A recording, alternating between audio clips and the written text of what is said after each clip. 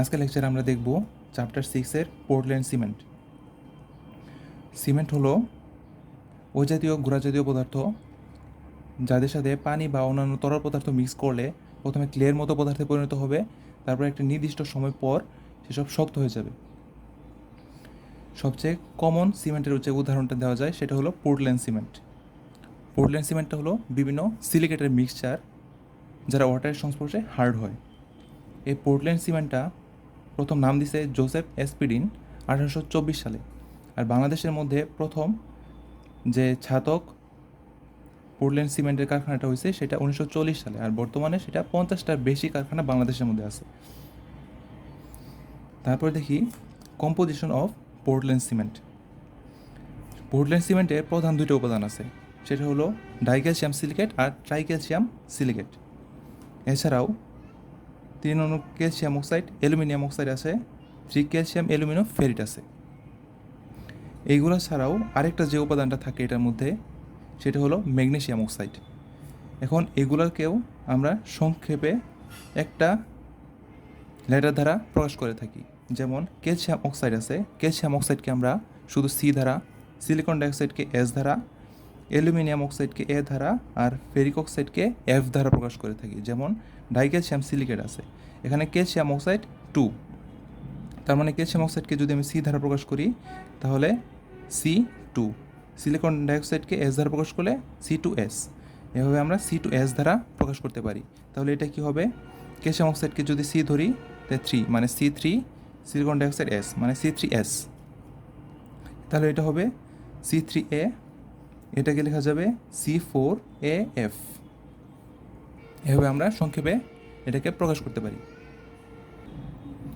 তারপর পোর্টল্যান্ড সিমেন্টের মধ্যে বিদ্যমান উপাদানগুলার যে রেশিওটা থাকে সেটা যদি একটু দেখি, ক্যালসিয়াম অক্সাইডের পরিমাণ থাকবে 60 to 66%, সিলিকন ডাইঅক্সাইডের পরিমাণ থাকবে 17 থেকে 25%, aluminium oxide 3 to 8%, ferric oxide 2 to 6%, magnesium oxide 0.1 থেকে 5%, sodium oxide and potassium oxide থাকবে 0.5 to 1.5%, সালফার ট্রাইঅক্সাইড থাকবে 1 to 3%। তাহলে দেখা যাইতেছে যে সিমেন্টের প্রধান উপাদানটাই হলো ক্যালসিয়াম অক্সাইড, যার পরিমাণ হলো 60 থেকে 66%। এখন একটা কোশ্চেন আসতে পারে, কোশ্চেনটা হলো রুট ডাস্টের থেকে সিমেন্ট ক্ষতিকর কেন, বেশি ক্ষতিকর কেন? এখন রুট ডাস্ট হলো সাধারণ ধুলাবালিগুলা, কোনো জায়গার মধ্যে যদি সাধারণ ধুলাবালিগুলো লাগে তাহলে সেটাকে সহজেই পরিষ্কার করা যায়, কিন্তু সিমেন্ট যদি কোনো জায়গার মধ্যে লাগে তাহলে সেটা তাড়াতাড়ি শক্ত হয়ে যায়, যেটা তোলা অনেক কঠিন। এজন্য রুট ডাস্টের চেয়ে সিমেন্ট বেশি ক্ষতিকর। এরপর দেখি ক্লাসিফিকেশন অফ পোর্টল্যান্ড সিমেন্ট। এই পোর্টল্যান্ড সিমেন্টকেও কয়েকটা ভাগে ভাগ করা যায়। এগুলোর প্রথমটা হলো রেগুলার টাইপ সিমেন্ট, টাইপ 1। তারপর হলো moderate heat of hardening and sulphate resisting, type 2। High early strength, type 3 cements. এছাড়াও আছে low heat of hydration, type 4, আর সালফেট রেজিস্ট্যান্ট, টাইপ 5। এগুলো নিয়ে বিস্তারিত আলোচনা করা হবে। তাহলে প্রথমে দেখি টাইপ 1 রেগুলার সিমেন্ট।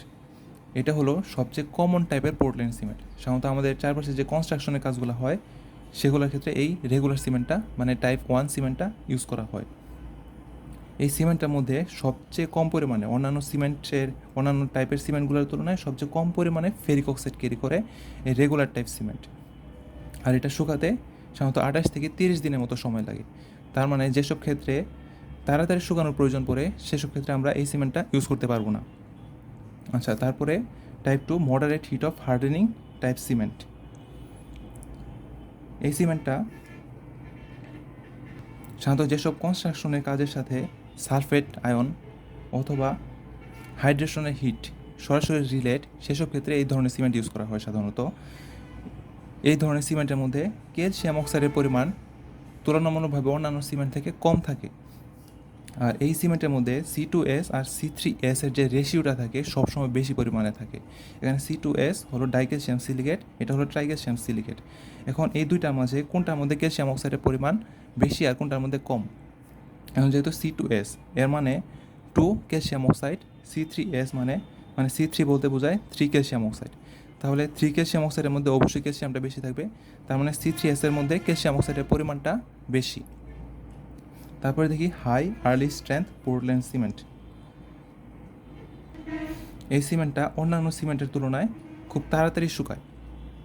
এজন্য এটাকে রাস্তার কাজে ইউজ করা হয়। যেহেতু রাস্তার মধ্যে ঢালাই দিলে খুব তাড়াতাড়ি শুকানোর প্রয়োজন পড়ে, তাই হার্লি স্ট্রেংথ সিমেন্টটা রাস্তার ক্ষেত্রে ইউজ করা হয়। আর এই আর্লি স্ট্রেংথের কারণটা হলো C3S। এই C3Sটা আর্লি সেটিংয়ের কাজ করে। তারপরে দেখি লো হিট হাইড্রেশন সিমেন্ট। লো হিট হাইড্রেশন সিমেন্টের ক্ষেত্রে C3S আর C3A এর পরিমাণ কম থাকবে। এখানে C3Sটা ইনিশিয়াল সেটিংয়ের কাজ করবে, আর C3Sটা ইনিশিয়াল স্ট্রেংথের কাজ করবে, আর C3Aটা ইনিশিয়াল সেটিংয়ের কাজ করবে। তাই যে এক্ষেত্রে C3A এর পরিমাণটা কমানোর জন্য এই সিমেন্টের মধ্যে ফেরিক অক্সাইড ইউজ করা হয়। ফেরিক অক্সাইড ইউজ করার ফলে এই সিমেন্টের মধ্যে C3AF এর পরিমাণটা তুলনামূলকভাবে বৃদ্ধি পায়। আর এই সিমেন্টের মধ্যে যে হাইড্রেশন রিয়াকশনটা ঘটে, এটা সাধারণ হাইড্রেশন রিয়াকশনের তুলনায় 15 থেকে 35% হিট কম উৎপন্ন হয়। তারপর টাইপ 5 দেখি। টাইপ 5 হলো সালফেট রেজিস্টিং পোর্টল্যান্ড সিমেন্ট। এটা কি সাধারণত যেসব এলাকার মধ্যে সমুদ্র এলাকা আছে অথবা লবণাক্ত পানি আছে, সেসব এলাকার ক্ষেত্রে সাধারণত সালফেট রেজিস্টিং পোর্টল্যান্ড সিমেন্টটা ইউজ করা হয়। এই সিমেন্টের মধ্যে C3A এর পরিমাণটা খুবই কম পরিমাণে থাকে, আর যেহেতু C3A কম, তাই C4AF এর পরিমাণটা বেশি হবে। কেন বেশি হবে? C3Aটাকে কমানোর জন্য আমি ফেরিক অক্সাইড ইউজ করব। ফেরিক অক্সাইড ইউজ করার কারণে C4AF এর পরিমাণটা বৃদ্ধি পাবে। তারপর দেখব র ম্যাটেরিয়ালস। সাধারণত সিমেন্ট উৎপাদনের ক্ষেত্রে বেসিক র ম্যাটেরিয়ালসগুলো হলো লাইমস্টোন আর ক্লে। এখানে আমরা লাইমস্টোন থেকে ক্যালসিয়াম অক্সাইড, অ্যালুমিনিয়াম অক্সাইড এগুলো পাই, আর ক্লে থেকে সিলিকন ডাইঅক্সাইড, ফেরিক অক্সাইড এগুলো পাই। এখন এই র ম্যাটেরিয়ালসগুলোকে দুই ভাগে ভাগ করা যায়। একটা হচ্ছে ক্যালকারিয়াস ম্যাটেরিয়ালস, একটা হলো আর্জেলিসিয়াস ম্যাটেরিয়ালস। এখন ক্যালকারিয়াস ম্যাটেরিয়ালস হলো প্রধানত ক্যালসিয়ামের সোর্স হিসেবে কাজ করে। এটার মধ্যে সবচেয়ে বেশি পরিমাণে পাওয়া যাবে ক্যালসিয়াম। এছাড়া কিছু কম পরিমাণে 3.3% মতো ম্যাগনেসিয়াম অক্সাইড পাওয়া যায়। এই ম্যাগনেসিয়াম অক্সাইডের পরিমাণটা যদি এর থেকে 5% থেকে বেশি হয়, তাহলে সেই লাইমস্টোনটা সিমেন্ট তৈরির কাজে ব্যবহার করা যাবে না। তাই কোনো লাইমস্টোন যদি সিমেন্ট তৈরির কাজে ব্যবহার করতে হয়, তাহলে ম্যাগনেসিয়াম অক্সাইডের পরিমাণ 5%-এর নিচে নামিয়ে আনতে হবে। এরপর হলো আর্জেলিসিয়াস ম্যাটেরিয়ালস। আর্জেলিসিয়াস ম্যাটেরিয়ালসের মধ্যে প্রধান উপাদানটা হলো সিলিকা। সিলিকা ছাড়াও সাধারণত অ্যালুমিনা, আয়রন অক্সাইড এগুলো থাকে। আর এর প্রধান উদাহরণগুলো হলো clay, shale, ash, cement rock এগুলা। আর এগুলো সবগুলোর মধ্যেই সিলিকার পরিমাণ অ্যালুমিনার তুলনায় 2.5 থেকে 4 গুণ বেশি থাকে। আর এই সবগুলো উদাহরণের মধ্যে ক্লে আর শেলটাই আর্জেলিসিয়াস ম্যাটেরিয়ালস হিসেবে সবচেয়ে বেশি পরিমাণে ইউজ করা হয়। তারপর দেখি ম্যানুফ্যাকচারিং মেথড। ম্যানুফ্যাকচারিং মেথডের মধ্যে সাধারণত ক্যালকারিয়াস আর আর্জেলিসিয়াস ম্যাটেরিয়ালসগুলো যে দেখলাম, এগুলো একসাথে প্রথমে মিক্সচার করা হয়। মিক্সচার করার পরে ওই মিক্সটাকে 1400 থেকে 1600 ডিগ্রি টেম্পারেচার যদি হিট দেওয়া হয়, তাহলে সিমেন্ট ক্লিঙ্কার হবে। হিট দেওয়ার পরে এই ক্লিঙ্কারটাকে সাধারণত কোল্ড করা হয়। ঠান্ডা করার পরে এর সাথে 2 থেকে 3% জিপসাম মিক্স করা হয়। এই মিক্সচারটাকে তারপরে যদি পাউডার করে প্যাকেজিং করা হয়, তাহলেই সম্পূর্ণ ম্যানুফ্যাকচারিং কমপ্লিট। এখন এই ম্যানুফ্যাকচারটাকে সাধারণত 2টা মেথডে ভাগ করা যায়। একটা হচ্ছে ড্রাই প্রসেস, আর একটা হচ্ছে ওয়েট প্রসেস। এই ড্রাই প্রসেসের মধ্যে সাধারণত পানি ইউজ করা হয় না। এটা হলো সবচেয়ে সহজ পদ্ধতি। আর একটা হচ্ছে ওয়েট প্রসেস, যেটার মধ্যে পানি ইউজ করা হয়। এই দুইটার পদ্ধতি একই ধরনের ইকুইপমেন্ট এটার মধ্যে ইউজ করা হয়। শুধু একটার মধ্যে পানি দেওয়া হয়, একটার মধ্যে পানি দেওয়া হয় না। সাধারণত যখন গ্রিন্ডিং করা হয়, তখন ড্রাই প্রসেসের মধ্যে পানি দেওয়া হয় না, যার কারণে কোনো পেস্ট তৈরি হয় না। আর ওয়েট প্রসেসের মধ্যে যখন গ্রিন্ডিং করা হয়, তখন পানি দেওয়া হয়, যার কারণে পেস্ট হয়। আর বাকি সব কিছু এই দুই পদ্ধতির ক্ষেত্রে সেম। এখন যদি র ম্যাটেরিয়াল যেমন লাইম, ক্লে এগুলো যদি নরম হয়, অথবা ক্লাইমেটটা যদি আর্দ্র হয়, অথবা যদি আমি ফুয়েলটাকে কম পরিমাণে ইউজ করতে চাই, তাহলে সেক্ষেত্রে ওয়েট প্রসেসটা প্রেফার করা যায়। আর অন্যান্য সকল ক্ষেত্রেই ড্রাই প্রসেসটা ইউজ করা হয়। আর যদি আমি কম খরচের কথা বলি, তাহলে সবচেয়ে সাশ্রয়ী হলো ড্রাই প্রসেস। কারণ ড্রাই প্রসেসের ক্ষেত্রে যখন আমি ম্যাটেরিয়ালসগুলোকে আমি রুটালি ক্লিনের মধ্যে নিব, তখন এটা সবচেয়ে কম পরিমাণে ফুয়েল কনজাম্পশন করে। আর এই ড্রাই প্রসেসটা প্রথম আবিষ্কার করা হয়েছিল আমেরিকাতে। এই জন্য এখন পর্যন্ত যদি আমেরিকার মধ্যে সবচেয়ে বেশি পরিমাণ সিমেন্ট উৎপাদন করা হয় এই ড্রাই প্রসেসের মাধ্যমে। আর ওয়েট প্রসেসটা রিলেটিভলি খুবই ওল্ডার, আর এটা সাধারণত ইন্ডিয়া অথবা ইউরোপ এইসব কান্ট্রিতে এই ওয়েট প্রসেসটা ইউজ করা হয়। তাহলে আমরা মেথডের প্রথমটা দেখি ড্রাই প্রসেস। এখন ড্রাই প্রসেসের ক্ষেত্রে প্রথমে ক্যালকারিয়াস আর আর্জারিসিয়াস যে ম্যাটেরিয়ালসটা আছে সেগুলোকে পৃথকভাবে ক্রাশ করা হয়। ক্রাশ করার পরে সেগুলো শেপ থাকে 1 থেকে 2 ইঞ্চির মতো করে। তারপরে এগুলো শুকানো হয় এবং আলাদাভাবে সংরক্ষণ করা হয়। এখানে যে ক্রাশটা করা হয় সেটা সাধারণত জাইরেটরি ক্রাশের মাধ্যমে ক্রাশ করা হয়, আর রুটারি ড্রায়ারের মাধ্যমে ড্রাই করা হয়। আর তারপরে ওয়েট প্রসেসটা দেখি। ওয়েট প্রসেসটাও ড্রাই প্রসেসের মতো সেম ওয়েতে। এরপর দেখব যে প্রসেসটা আছে এই প্রসিডিউরটা কীভাবে করতে হয় প্যাকেজিং পর্যন্ত সবটাই। প্রথম প্রসেসটা হলো ক্রাশিং অফ র ম্যাটেরিয়ালস।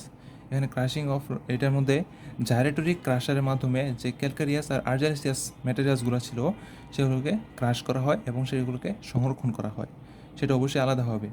তারপরে সেকেন্ড স্টেপটা হলো গ্রিন্ডিং অফ র ম্যাটেরিয়ালস।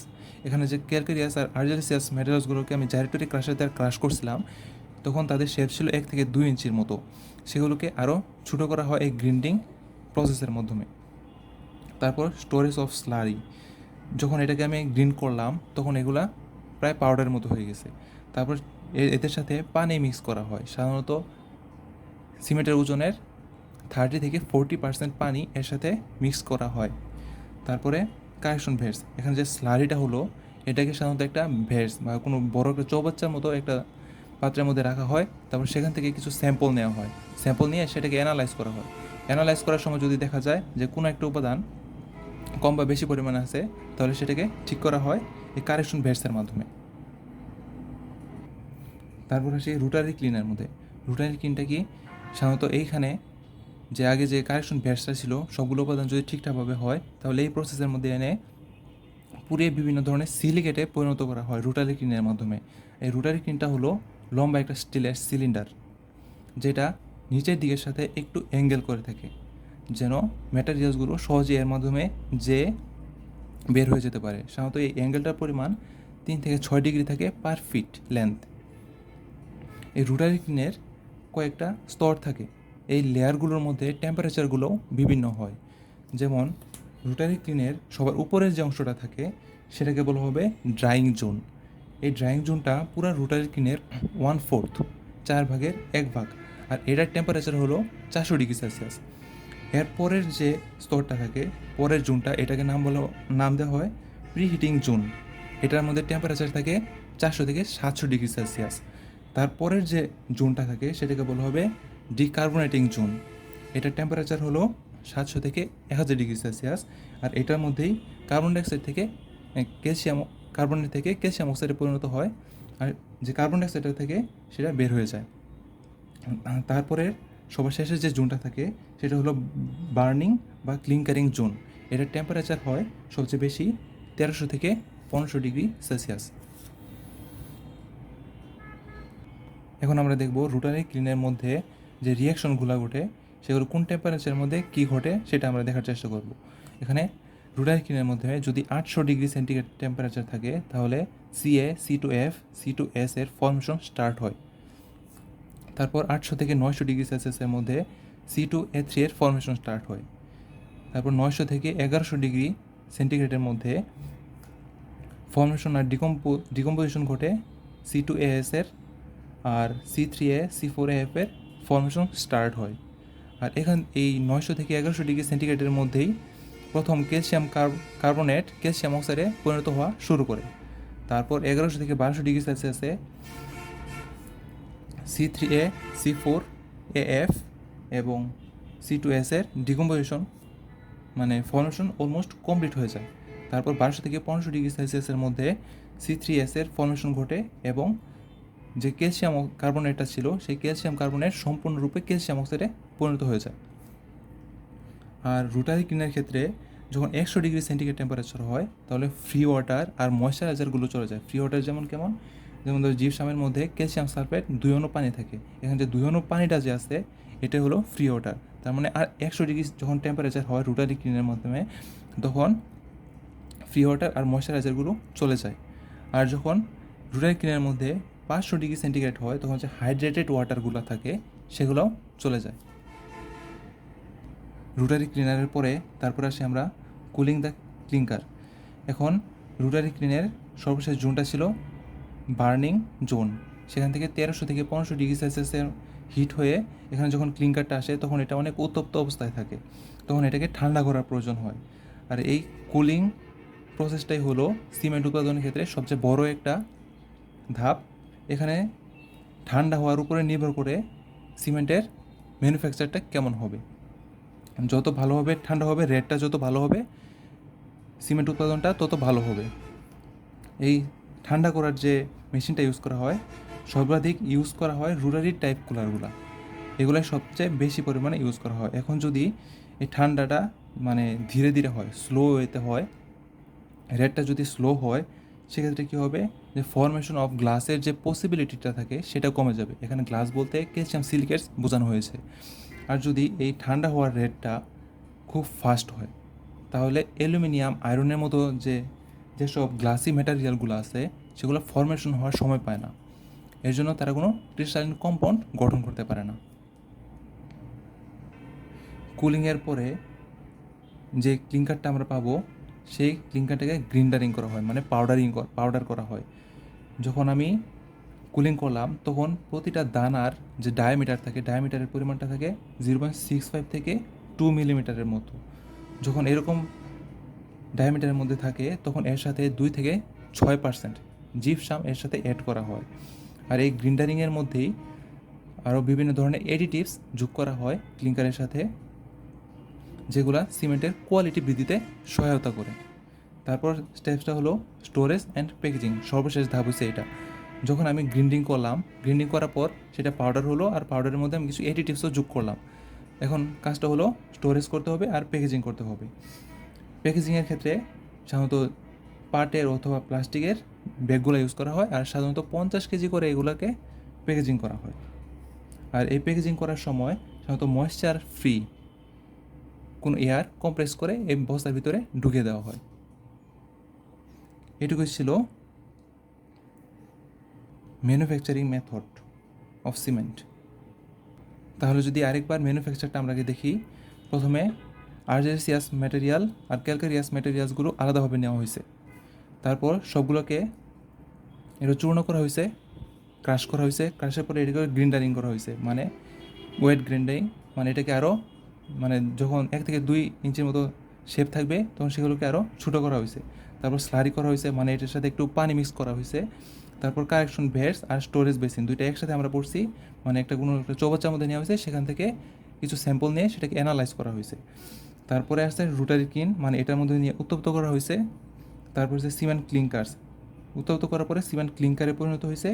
এই সিমেন্ট ক্লিংকারটাকে আমরা কুলিং করছিলাম, কুলিংয়ের পরে সেটাকে গ্রিন্ডিং করছিলাম, মানে পাউডারে পরিণত করছিলাম। পাউডারে পরিণত করলে আর কিছু এডিটিভস যোগ করার পরে সেটা একটা সিমেন্ট হয়েছে। এই সিমেন্টটাকে আমরা পরে স্টোরেজ করলাম, স্টোরেজের পরে আমরা 50 কেজি করে প্যাকেজিং করলাম। তারপরে আমরা যদি এখানে এই বক্সের দিকে তাকাই, সাধারণত থার্মোকেমিক্যাল চেঞ্জের ক্ষেত্রে যেসব ক্ষেত্রে প্রোডাক্টের ফরমেশন ঘটে সেই সব রিয়াকশনই হলো এক্সোথার্মিক রিয়াকশন। এক্সোথার্মিক চেঞ্জ, সেটা হলো এক্সোথার্মিক চেঞ্জ মানে যেসবের ক্ষেত্রে প্রোডাক্টটা ফরমেশন ঘটতেছে। যেমন দেখো এক্সোথার্মিক ক্ষেত্রে যদি দেখি, amorphous dehydration product of clay stars crystallizing, এটার ক্ষেত্রে ফরমেশন ঘটছে, তার মানে এটা একটা এক্সোথার্মিক। আরেকটা যদি দেখি সিলিকেটস অ্যান্ড অ্যালুমিনেটস ফরমেশন টেক প্লেস, যেহেতু ফরমেশন ঘটছে এখানে এক্সোথার্মিক। লিকুইড ফরমেশন স্টার্স, এখানে ফরমেশন ঘটছে, তার মানে যত ধরনের ফরমেশন ঘটবে প্রোডাক্টের সেই রিয়াকশনগুলো হলো এক্সোথার্মিক। এখন আমরা দেখব এডিটিভস ফর সিমেন্ট। আমরা দেখলাম যখন গ্রিন্ডারিং করা হয় তখন সিমেন্টের কোয়ালিটিটা ইমপ্রুভ করার জন্য কিছু পরিমাণ এডিটিভস এর সাথে যুক্ত করা হয়। এখন এডিটিভস হিসেবে কিছু ধাপ আছে, সেগুলো আমরা দেখি। মানে যখন এসিলারেটরস হিসাবে এডিটিভস ইউজ করা হবে সিমেন্টের মধ্যে, তখন এই এসিলারেটরসটা ইউজ করা হয় সাধারণত সিমেন্টের স্ট্রেংথটা ডেভেলপ করার জন্য। এই স্ট্রেংথটা ডেভেলপ করার জন্য সাধারণত সোডিয়াম ক্লোরাইড, ক্যালসিয়াম ক্লোরাইড এগুলো এসিলারেটরস হিসেবে ব্যবহৃত হয়। এই দুটার মাঝে ক্যালসিয়াম ক্লোরাইডটাই সর্বাধিক পরিমাণে ব্যবহার করা হয়। যদি এই ক্যালসিয়াম ক্লোরাইডের পরিমাণ 2% অথবা তার কম পরিমাণে ইউজ করা হয় তাহলে সেটা স্ট্রেংথটা ডেভেলপমেন্টের কাজ করে। আর যদি এই ক্যালসিয়াম ক্লোরাইডের পরিমাণটা 2% থেকে বেশি হয়ে যায় তাহলে সেটা তখন এই স্ট্রেংথটা রিডিউস করার কাজ করে। তার মানে যখন আমি এই এসিলারেটরসটা ইউজ করব সিমেন্টের মাধ্যমে, তখন এটা আমাদের খুবই খেয়াল রাখতে হবে যে সেটা 2%-এর বেশি হয় নাকি কম হয়। তারপর আসি রিটার্ডারে। রিটার্ডার সাধারণত ইউজ করা হয় সিমেন্টের ইনিশিয়াল সেটিংয়ের জন্য। ইনিশিয়াল সেটিংয়ের জন্য সাধারণত C3A মানে ট্রাইক্যালসিয়াম অ্যালুমিনেট ইউজ করা হয়, যেটা ইনিশিয়াল সেটিংয়ের জন্য দায়ী। এখন যদি একটা সিমেন্টের মধ্যে আমি পানি দিলাম, পানি দেওয়ার পরে কিছুক্ষণের মধ্যে সেটা শুকায় যেতে শুরু করলো, সেই শুকিয়ে যাওয়ার সময়টা হলো ইনিশিয়াল সেট অথবা ফ্ল্যাশ সেট। এখন যদি তাড়াতাড়ি শুকায় যায় তাহলে একটা সমস্যা। এর জন্য এই ইনিশিয়াল সেটিংটাকে প্রতিরোধ করার জন্য, কিছুটা প্রতিরোধ করার জন্য এর সাথে জিপসাম অথবা প্লাস্টার অফ প্যারিস যুক্ত করা হয়। জিপসাম হলো ক্যালসিয়াম সালফেট 2 অণু পানি, আর প্লাস্টার সালফেট হলো ক্যালসিয়াম সালফেট 1/2 অণু পানি। যদি আমি জিপসাম আর প্লাস্টার অফ প্যারিস যদি ইউজ করি তাহলে যে ইনিশিয়াল সেটিং আছে মানে তাড়াতাড়ি যে শুকিয়ে যাওয়ার প্রবণতাটা আছে সেটা কিছুটা প্রতিরোধ হয়। যেমন এখানে দেখো 3 অণু ক্যালসিয়াম অক্সাইড অ্যালুমিনিয়াম অক্সাইড মানে C3A, যেটা ইনিশিয়াল সেটিংয়ের জন্য দায়ী, এর সাথে যদি আমি পানি মিক্স করলাম, তাহলে পানি মিক্স করলে এরা চাইবে সহজেই যেন শক্ত হয়ে যায়, ইনিশিয়ালি সেট হয়ে যায়। আমি সেটাকে প্রতিরোধ করার জন্য এটার মধ্যে আমি জিপসাম দিলাম, ওই অণু ক্যালসিয়াম সালফেট, যে অণু পানি, এখানে আমি জিপসাম দিলাম। তাহলে এখন এটা ধীরে ধীরে শুকাবে। তাহলে রিয়াকশনটা তখন কী করবে, 3 calcium oxide aluminium oxide Y calcium sulphate Z অণু পানি। এখানে ওয়াই হলো 2 থেকে 3 আর জেড হলো 10 to 33। আর আমরা রিটার্ডার কতটুকু ইউজ করব, মোট যে সিমেন্টের পরিমাণটা আছে সেটার 2.5 থেকে 3%। তারপর আসি ডিসপার্সিং এজেন্টের ক্ষেত্রে। ডিসপার্সিং এজেন্ট হলো মানে এইটা সিমেন্টকে ছড়ানো অবস্থায় রাখে, সহজে জমাট বাঁধতে দেয় না। এই ডিসপার্সিং এজেন্টের কয়েকটা উদাহরণ হলো naphthalene, sulphonic acid, sodium salts of polymer. তারপর হলো ওয়াটার রিপেলিং এজেন্টস। ওয়াটার রিপেলিং এজেন্টসটা হলো আমরা যখন বাসা বাড়িতে ফ্লোর পাকা করি বা দেয়াল আমি যখন প্লাস্টার করি তখন এটার উপরে আরেক ধরনের একটা সিমেন্টের একটা প্রলেপ দেওয়া হয়, যেন পানিটা অথবা সল্ট বা যে কোনো কিছুর আক্রমণ থেকে ওয়ালটা রক্ষা পায়। সেই জন্য উপরে একটা অন্য ধরনের একটা সিমেন্টের একটা প্রলেপ দেওয়া হয়। সাধারণত ওয়েল, সোপ, ওয়াক্স এগুলো দিয়ে সাধারণত প্রলেপটা দেওয়া হয়। এগুলো খুবই কম পরিমাণে ইউজ করা হয়, যেমন পুরোপুরি মোট সিমেন্টের ওজনের 0.1 থেকে 0.2%। সাধারণত এই ওয়াটার রিপেলিং এজেন্টসগুলো মানে ওয়েল, সোপ, ওয়াক্স এগুলো ইউজ করা হয়।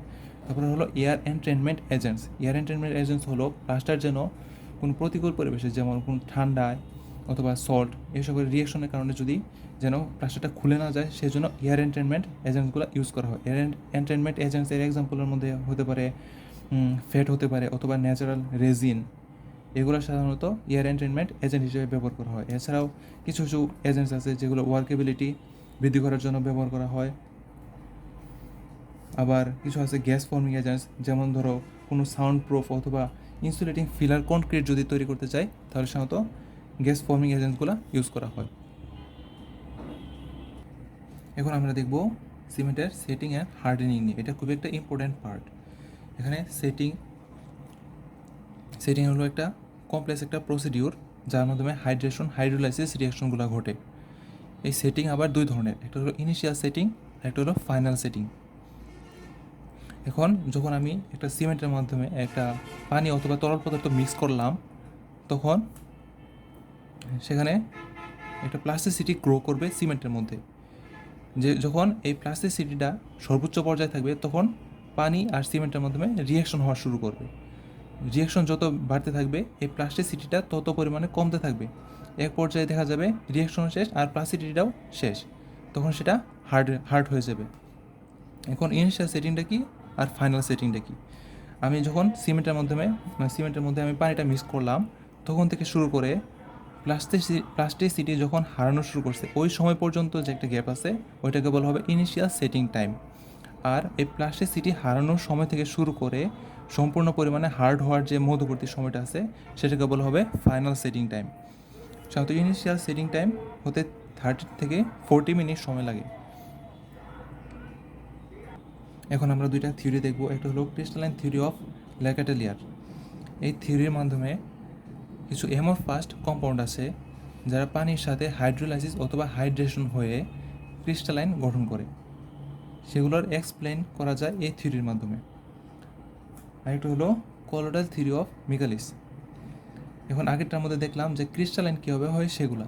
এখন সব প্রোডাক্ট তো ক্রিস্টালাইন হয় না, যেসব প্রোডাক্ট ক্রিস্টালাইন হয় না তাদেরকে এই থিওরির মাধ্যমে এক্সপ্লেন করা যায়। যেমন অ্যালুমিনেট আর সিলিকেট, এরা অ্যাডজর্পশন হয়ে হাইড্রেটেড হলে এটা জেল সদৃশ গঠন করে। এই জেলটা থেকে অন্যান্য যে কম্পাউন্ডগুলো আছে সেগুলা এই জেলটা থেকে পানি শুষে নেওয়া শুরু করে। এই থিওরিটা একটা খুবই জনপ্রিয় একটা থিওরি, কারণ এর মাধ্যমেই সিমেন্টের যে বিভিন্ন ফিজিক্যাল প্রপার্টিস আছে সেটা সহজে এক্সপ্লেন করা যায়। এখন আমরা দেখব হাইড্রোলাইসিস আর হাইড্রেশন রিয়াকশন। এখন হাইড্রোলাইসিস হলো পানি দিয়ে কোনো একটা কম্পাউন্ডকে ভেঙে ফেলা। এখন হাইড্রোলাইসিসের ক্ষেত্রে সাধারণত C3H ইউজ করা হয়। মানে যখন ট্রাইক্যালসিয়াম সিলিকেট যখন পানির সাথে মিক্স করা হয় তখন সেই ট্রাইক্যালসিয়াম সিলিকেটটা ডিকম্পোজ হয়ে ক্যালসিয়াম অক্সাইডে পরিণত হয়। সেই ক্যালসিয়াম অক্সাইডটা পরবর্তীতে পানির সাথে রিয়াকশন করে লোয়ার ক্যালসিয়াম হাইড্রোক্সাইড গঠন করে। তাহলে দেখি হাইড্রোলাইসিস অফ ট্রাইক্যালসিয়াম সিলিকেটস।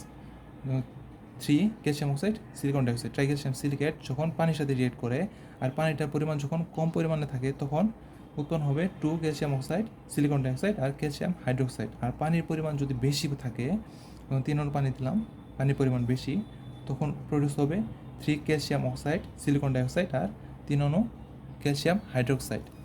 এখন এটা আমি ট্রাইক্যালসিয়াম সিলিকেট দেখলাম। এখন যদি ডাইক্যালসিয়াম সিলিকেট হয়, ডাইক্যালসিয়াম সিলিকেট পানির সাথে যদি হাইড্রোলাইসিস হয় এটার, তাহলে ক্যালসিয়াম অক্সাইড 2 সিলিকন ডাইঅক্সাইড হবে আর ক্যালসিয়াম হাইড্রোক্সাইড উৎপন্ন হবে। তারপর হলো হাইড্রেশন। যখন সিমেন্টের মধ্যে পানি দেওয়া হয় তখন কিছু কম্পাউন্ড তাদের মধ্যে পানিটা রেখে দেয়, তখন এটার মধ্যে যখন হাইড্রেশন হয়, hydration of dicalcium silicates 2 calcium oxide silicon dioxide, এর সাথে যদি পানি দেওয়া হয়, কিছু পানি নিয়ে রাখছিল মানে 4 অণু পানি, তাহলে হবে 2 ক্যালসিয়াম অক্সাইড সিলিকন ডাইঅক্সাইড 4 অণু পানি। তারপর দেখি হাইড্রেশন অফ ট্রাইক্যালসিয়াম অ্যালুমিনেট। যদি এখানে পানি দিয়ে এখানে যদি 6 অণু পানি দিই তাহলে 3 অণু ক্যালসিয়াম অক্সাইড অ্যালুমিনিয়াম অক্সাইড 6 অণু পানি হবে। এখন যদি এখানে 6 অণু পানি থাকে সেটার ক্রিস্টালের গঠনটা হবে কিউবিক। এখন যদি 12 অণু পানি থাকে তাহলে সেটা হবে হেক্সাগোনাল। এখন যদি 18 অণু পানি থাকে তাহলে সেটা হবে অর্থোরম্বিক। এখন যদি হাইড্রেটেড ট্রাইক্যালসিয়াম অ্যালুমিনেটকে যদি জিপসামের সাথে মিক্স করা হয় তাহলে সেক্ষেত্রে উৎপন্ন হবে ক্যালসিয়াম সালফেটু অ্যালুমিনেট। যেমন দেখো 3 অণু ক্যালসিয়াম অক্সাইড অ্যালুমিনিয়াম অক্সাইড 1 অণু পানি। এখানে ট্রাইক্যালসিয়াম অ্যালুমিনেটের সাথে যদি আমি জিপসাম ক্যালসিয়াম সালফেট 2 অণু পানিটা যদি মিক্স করি তাহলে 3 অণু calcium oxide aluminium oxide calcium sulphate 3 অণু পানি উৎপন্ন হবে, মানে ক্যালসিয়াম সালফেটু অ্যালুমিনেট উৎপন্ন হবে। তারপর দেখি হাইড্রেশন অফ ডাইক্যালসিয়াম অ্যালুমিনেট। যদি ডাইক্যালসিয়াম অ্যালুমিনেটকে যদি আমি হাইড্রেশন করি তাহলে 2 অণু ক্যালসিয়াম অক্সাইড অ্যালুমিনিয়াম অক্সাইড আর n অণু পানি উৎপন্ন হবে। এই nটা হলো 5 থেকে 9 এর মধ্যে। তারপর দেখি hydration of tetra calcium aluminate. এটাকে যদি হাইড্রেশন করা হয় তাহলে 4 অণু calcium oxide aluminium oxide n অণু পানি উৎপন্ন হবে। যেখানে n হলো 12 থেকে 14 মধ্যে। এই হাইড্রেশনটা হলো এক ধরনের এক্সোথার্মিক রিয়াকশন, কারণ এটার মাধ্যমে ফর্মেশন ঘটে, তাই এটা হলো একটা এক্সোথার্মিক রিয়াকশন। আর যে উপরে যে রিয়াকশনগুলো আছে, যখন একটা সিমেন্ট ইউজ করে যখন কোনো একটা ওয়াল বা প্লাস্টার করা হয় তখন 7 দিন ধরে এটার মধ্যে রিয়াকশন ঘটতে থাকে। এই রিয়াকশনগুলো 7 দিন পর্যন্ত ঘটতে থাকে। এখন যদি এটা যেহেতু এক্সোথার্মিক রিয়াকশন, এটার মধ্যে হিট উৎপন্ন হবে একটা, তাই যখন এইটার মধ্যে যদি আবার একটা হিট এক্সট্রাভাবে দেওয়া হয় তাহলে যে রিয়াকশনগুলো ঘটতেছে এই রিয়াকশনগুলো ব্যাকওয়ার্ড ওয়েতে ঘটতে থাকবে। তার মানে প্লাস্টারটা যে দেওয়া হবে সিমেন্টের ক্লাইটা ওইটা আবার নরম হতে শুরু করবে। আর যদি হিটটা যদি আমি সরিয়ে নিই এখান থেকে তাহলে সেটা হার্ড হতে শুরু করবে, মানে শক্ত হওয়া শুরু করবে। এই জন্য দেখা যায় যে যখন একটা ওয়াল বানানো হয় তখন সেটার মাধ্যমে মানে কয়েকদিন পানি দেওয়া হয়। যদি পানি দেওয়া হয় এখান থেকে হিটটা রিলিজ হয়ে যাবে, তাহলে সেটা সহজে শক্ত হওয়া শুরু করবে। তারপরে এট লাস্টে আমরা দেখব যে বিভিন্ন উপাদানগুলো যে দেখলাম সেগুলোর কাজটা কী। এখানে ট্রাইক্যালসিয়াম অ্যালুমিনেটটা ইউজ করা হয় ইনিশিয়াল সেটিংয়ের জন্য। ট্রাইক্যালসিয়াম সিলিকেটটা ব্যবহার করা হয় আর্লি স্ট্রেংথের জন্য, মানে 7 থেকে 8 দিন আর্লি স্ট্রেংথের জন্য ইউজ করা হয়। আর ডাইক্যালসিয়াম সিলিকেট আর ট্রাইক্যালসিয়াম সিলিকেটটা সাধারণত ফাইনাল যে স্ট্রেংথটা ডেভেলপ আছে মানে সামনের 2 বছরের জন্য সেটার জন্য বৃদ্ধিতে কাজ করে। তো এইটুকু ছিল পোর্টল্যান্ড সিমেন্ট চ্যাপ্টারের আলোচনা। ভিডিও দেখার জন্য সকলকে ধন্যবাদ।